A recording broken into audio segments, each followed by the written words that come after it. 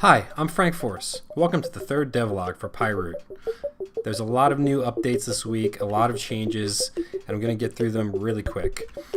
I decided to limit the range of the player's weapon so that you need to engage enemies more closer in combat. So when the weapon reaches its max range, it just kind of pops in midair.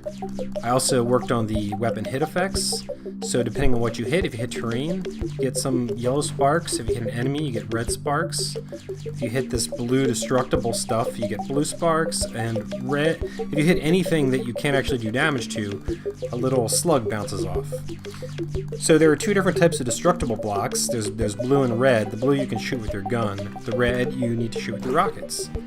Oops. And rockets are another thing that I added. And they actually home in on targets, and you can control them as well. So they're really, really useful, and they destroy the red blocks.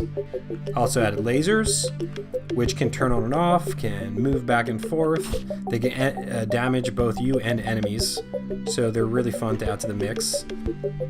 I already had crushers in the game, but I decided to add some pushers, which are just crushers that don't damage you and just push you. They can also push enemies too. Everything in my game can pretty much do the same thing to you as it can to enemies. These drop blocks, whenever you touch them, they start falling, and they trigger all the neighboring ones to fall as well. So you kind of have to quickly get through them, and they will rebuild as well. And enemies can also touch them, and projectiles can touch them if you want to trigger them to fall. Added conveyor belts. They can have different speeds, and they could even be on an angle. They could be upside down even, probably. I haven't actually tried that yet. And I have a lot of different types of enemies now. The rolling enemy is kind of like the main enemy in the game. The yellow enemies don't really respond to you at all. They just go around whatever they're touching.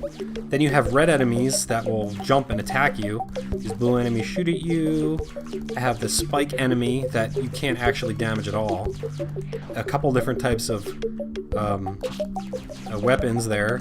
This green guy will actually heal enemies that are low on health. So if I damage this dude here, hopefully he will try to heal him. Oh, maybe not today. I'm not actually using the green guy in the game yet, or most of these enemies. I'm only using up to the blue enemies so far. These are just things I'm experimenting with. I have flying enemies also, and these little guys have a kind of a complex navigation system, if I can show you.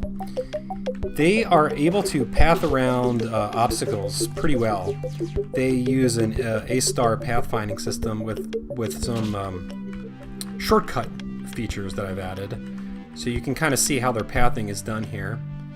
And once he sees me, he'll try to path towards me. So there's a little bit of cat and mouse, hide and seek kind of thing that can go on with those types of enemies. I think it'll be fun. I also have a big version of the flying enemies. So he's a big guy. I added an effect whenever you take damage or an enemy takes damage, you will blink white, or they will blink white. Just momentarily. Just a tiny little thing to really help sell that you did damage or got damaged. And that applies to pretty much everything, including even like crates. So another really big thing I did was level design. The level design used to end right about here, and so far I've added this whole area down here with conveyor belts.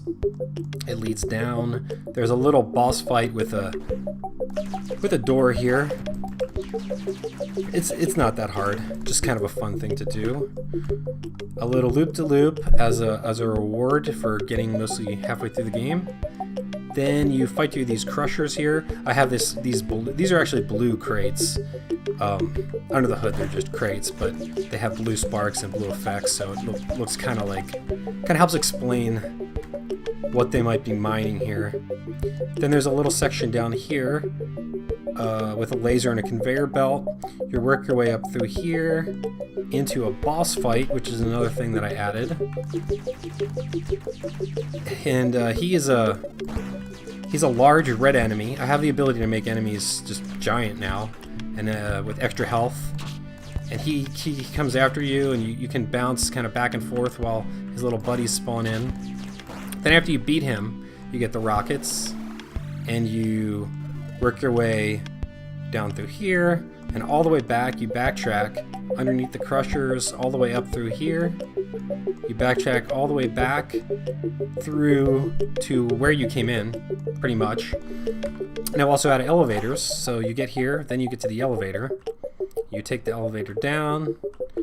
There's a little bonus section here, which is optional, but if you want to do it, you can fight this haywire enemy and get bonus missiles.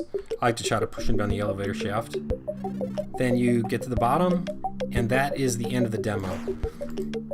I have not beaten the demo in under 10 minutes. It's the best I've done, I think, is about 12 minutes, and that's when I skipped pretty much everything extra. I think it probably would take someone about 30 minutes or so to beat the demo, maybe 20 if they're really rushing it. I have a little bonus here at the end for players that just want to mess around a little bit. They don't want to stop playing. That's great. So that's all I have today. I'm going to be showing the game at MagFest in 2-3 weeks. So I'm going to be just testing it out and play testing it, trying to make it better the next couple of weeks for MagFest, and hopefully I get a ton of feedback and people will dig it. So thank you for watching and have a nice day.